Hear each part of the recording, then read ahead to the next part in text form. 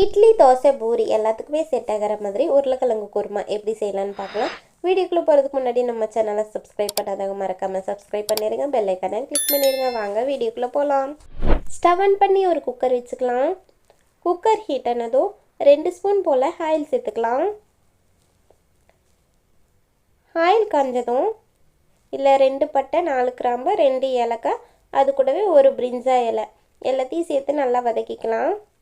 இது கூடவே 2 பெரிய வெங்காயம் கட் பண்ணி வச்சுருக்கேன், அதை சேர்த்துக்கலாம். வெங்காயம் சேர்த்து நல்லா வதக்கிக்கோங்க. இது கூடவே 1 ஸ்பூன் அளவு இஞ்சி பூண்டு பேஸ்ட்டு அதையும் சேர்த்துக்கலாம். எல்லாத்தையும் சேர்த்து நல்லா வதக்கிக்கலாம். அந்த இஞ்சி பூண்டோட பச்சை வாசனை போகிற வரைக்கும் நல்லா வதக்கிக்கோங்க. இஞ்சி பூண்டோட பச்சை வாசனை போனதோ இதில் நான் 2 மீடியம் சைஸ் தக்காளி கட் பண்ணி வச்சுருக்கேன், அதை சேர்த்துக்கலாம். தக்காளி சேர்த்து நல்லா கலந்து விட்டு வதக்கிக்கோங்க.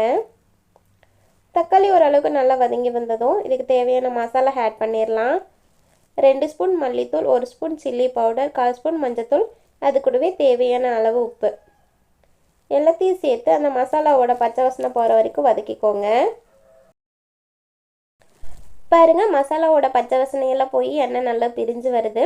இதில் நான் 3 உருளைக்கிழங்கு தோல் சீவி க்ளீன் பண்ணி கட் பண்ணி வச்சுருக்கேன், அதை சேர்த்துக்கலாம். உருளைக்கிழங்கு சேர்த்து நல்லா கலந்து விட்டுக்கோங்க. இது கூடவே 1 டம்ளர் தண்ணி சேர்த்து நல்லா கலந்து விட்டு வேக வச்சுக்கோங்க. இது வெந்துட்டு இருக்கட்டும். இப்போ நம்ம இதுக்கு தேவையான ஒரு பேஸ்ட் அரைச்சிட்டு வந்துடலாம். மிக்ஸி ஜாரில் ஒரு முடி தேங்காய் துருவி வச்சுருக்கேன், அதை சேர்த்துக்கலாம். ஒரு 5-6 முந்திரி, 1 ஸ்பூன் கசகசா, 1/2 ஸ்பூன் சோம்பு, அது கூடவே கொஞ்சம் மல்லித்தலை எல்லாத்தையும் சேர்த்து தேவையான அளவு தண்ணி சேர்த்து நல்லா பைன் பேஸ்ட்டாக அரைச்சி எடுத்துகிட்டு வந்துடலாம். இப்போது இதை ஆல்ரெடி நம்ம வெந்துட்டுருக்கிற உருளைக்கிழங்குல இதில் ஆட் பண்ணிக்கலாம். அது கூடவே தேவையான அளவு தண்ணி சேர்த்து நல்லா கலந்து விட்டுக்கோங்க. கலந்து விட்டு உப்பு செக் பண்ணிவிட்டு விசில் போட்டு ஒரு 2 விசில் விட்டு வேக வச்சு எடுத்துக்கோங்க.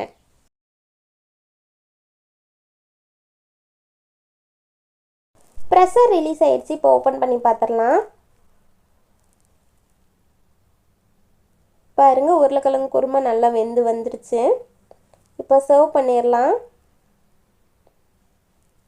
இது இட்லி, தோசை, பூரி எல்லாத்துக்கும் ரொம்பவே நல்லாயிருக்கும். நீங்களும் இதே மாதிரி ட்ரை பண்ணி பார்த்துட்டு எப்படி வந்துச்சுன்னு மறக்காமல் கமெண்ட்டில் சொல்லுங்கள். வீடியோ பிடிச்சிருந்தா லைக் பண்ணுங்கள், ஷேர் பண்ணுங்கள், மறக்காமல் சப்ஸ்கிரைப் பண்ணுங்கள். நிறைய பேர் வீடியோஸ் பார்க்குறீங்க, சப்ஸ்கிரைப் பண்ணாமல் வீடியோஸ் பார்க்குறீங்க, மறக்காமல் சப்ஸ்கிரைப் பண்ணுங்கள். தேங்க்ஸ் ஃபார் வாட்சிங்.